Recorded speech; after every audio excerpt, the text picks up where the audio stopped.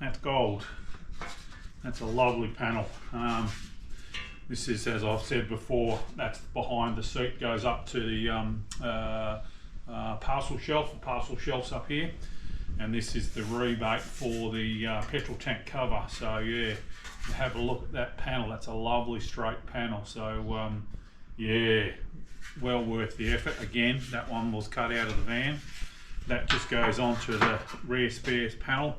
I welded up, and I've just had a bit of a trial fit, and it fits really nice. But again, as I know, I bang on about having a donor car, but you know, that's just gold getting that out, and it's got the drain holes in it. It all looks original. So yeah, very pleased with that. So I'll get some rust treat on this, and we'll sand her up and get a bit of primer on it, which will be good. So we've sort of panel baited these panels roughly right. This is one of the floor panels. This is the right hand side behind the driver's seat. So you've panel baited these panels, straightened them up for the most part, and now we've used a rust converter, the acid type. What's that acid called? Can't remember. But you can see all the panels grey. So these were sandblasted. Unfortunately, old mate didn't give them a coat when he brought them back, and so yeah, I had to sand them back and wire brush them back, and basically do some rust conversion. But you'll notice here the brown stain there.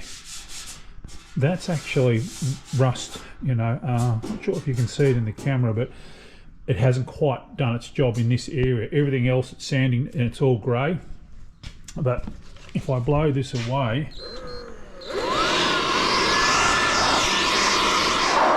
you'll see that the rust converter hasn't got into this. So I'm going to sand that back out a little bit more with a paint remover, and then give that another coat just in this area. Everywhere else has been fine. It's all the sandpaper dust is just grey oxidisation, but this stuff here, there was a brown sort of dust coming off, so that means I haven't got all the rust out. So I'm going to redo that area, but other than that, the panel's right to go. Progress, progress, progress.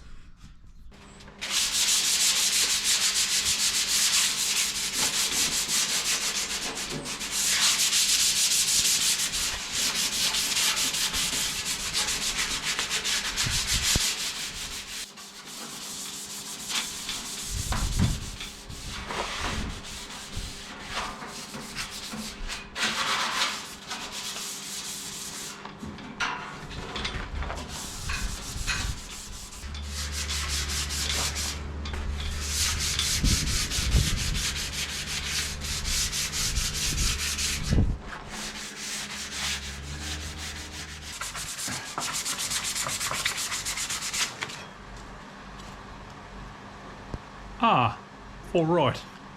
That's clever. I'll let you guess what the L stands for. Hope you can see that.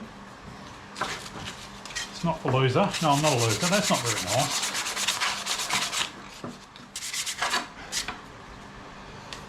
It's really important to me that I get primer, the 2K primer in all these parts.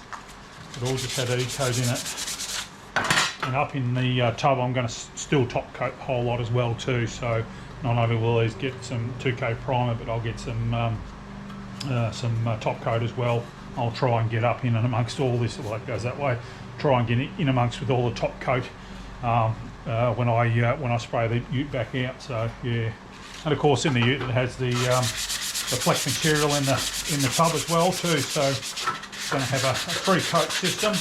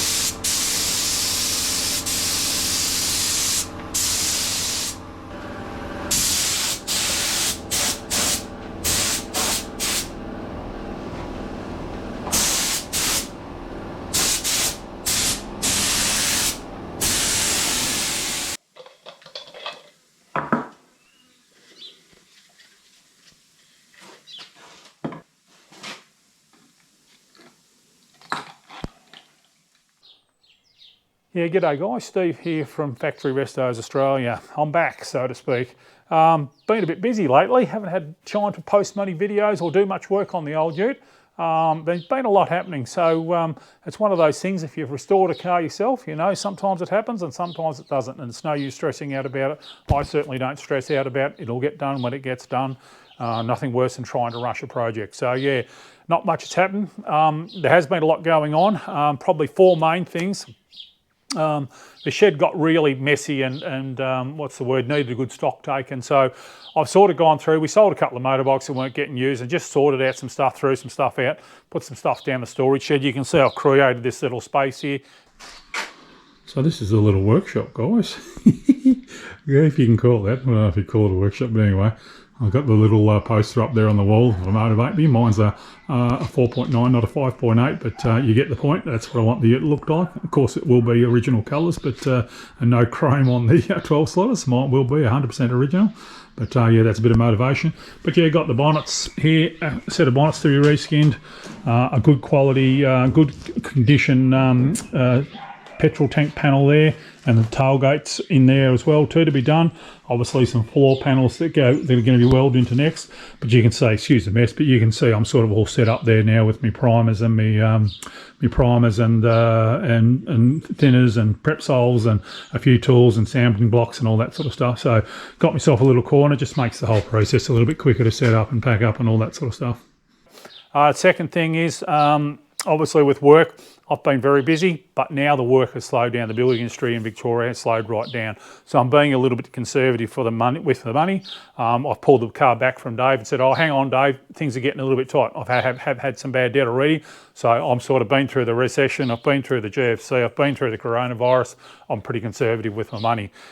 The car's all funded. There's no problems there. But yeah, just making sure that things tick along smoothly. I'd rather just pull back from Dave and just do some stuff myself for a while until I know that the work's loading up again and things are getting busy, consumer confidence comes back. I am at this, what's the word? Oh, I'm sort of at the mercy of consumer confidence in the building game, very much so, so yeah. Third thing, I got my hip done. I had my right hip done in 2018 and I've had my left hip done about 4 or 5 weeks ago. So leading up to that, I was in a lot of pain. My body's reasonably solid. I'm still pretty active and everything, but my hips were my weakness. And yeah, just I got the right one done 2018, like I said, and the left one wasn't as bad, but it got quite bad over the last 6 months. So I haven't been able to do too much on the tools. So by the time I get to the weekend, after working on the tools all weekend, I was ready for a bit of a rest. So I haven't had the inclination to come out in the shed too much. And then of course, fourthly, I've built a carport out there. It's a temporary one. It's something I've wanted to do for a while. I didn't know what form or shape it was going to take, whether I was going to pitch a roof or do a flat roof, just run it with the fall of the driveway. So I decided to build a temporary one. So I've just built one out there on posts. It's not bolted into it's not fixed into the ground at all. Well, I should say it is fixed into the ground. There's no foundations, so it's just a temporary structure. And I'm probably going to sort of work on, see if it works for me, and just work on sort of building a proper one maybe in 6 or 12 months' time. Who knows, but I just wanted to try it out before I went and spent, you know, 10 or 15 or 20 grand on building a carport and find out, oh, if I did it next time, I'd change this.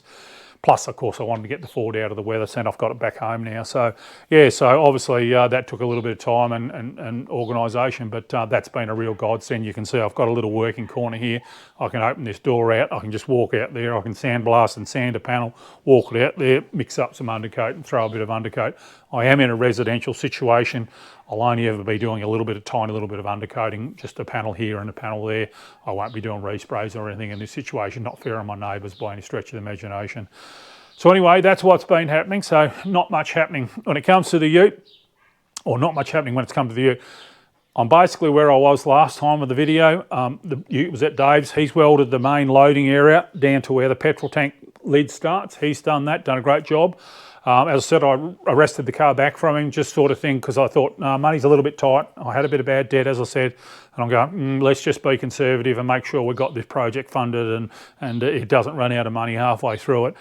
So I've just arrested it back and I've grabbed these panels, just given them a light sand and wiped them down and given them an undercoat.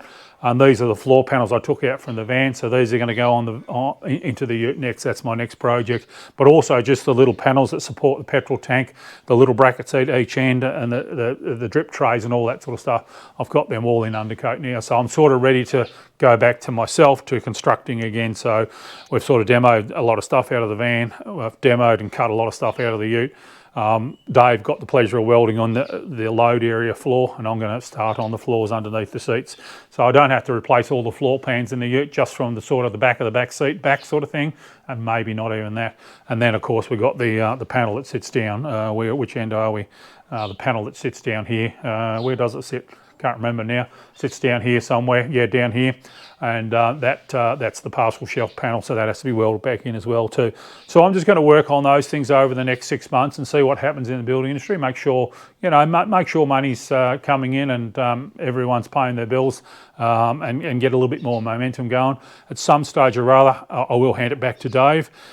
The reason being is I'm not a panel beater, so I'm just doing the rust work. That's all I'm doing. When it comes to panels being straightened and undercoated and blocked, that gets left to the panel beaters. So I'm just doing, I have resprayed cars before, but I wouldn't be proud of the jobs. It's something that, no, I can't do anywhere near a good enough job. So basically once I get the rust sorted, so we get the floor in, we get the sills done, we get the torque boxes sorted, I'll probably reskin tailgates and bonnets and get them sort of ready to go. And my goal is to have the car in sort of all the welded patched areas to be an undercoat, and then just take the whole car and all the panels to a panel beater and get him to do the final panel work, all the block work, and do the obviously the respray of the whole car. So yeah, so that's where we're at. Floors, then we're going on to sills, then we're going on to the torque boxes. Oh, the sills will be part of the torque boxes. I've sort of worked out the sills, and I'm not so intimidated by them now. I couldn't work them out at first. I was laying under them saying what panel goes where, who's on first, what's on second. But once I've sort of laid under the car and got in there and just cut a little bit of steel out, I've now got a much better handle on where the sill panels go and how they interact with the rear mudguard and with the torque box, and so I'm a bit more confident on doing those now. So, and we've certainly got all the gear here. We've got the panel beating tools and the MIG welders and you know, blow torches and all that sort of stuff. So I've got all the gear here to do it. So I'm happy enough to do, as I say, the rust work. But anyway, that's enough waffle from me. Just a little bit of an update, guys. Hopefully you'll see some more regular videos coming out again now that I've got the carport built, my little area built here. And yeah, we'll keep you up posted as we work our way through the floor and the sills and torque boxes. Thanks for watching, guys. We'll see you in the next episode.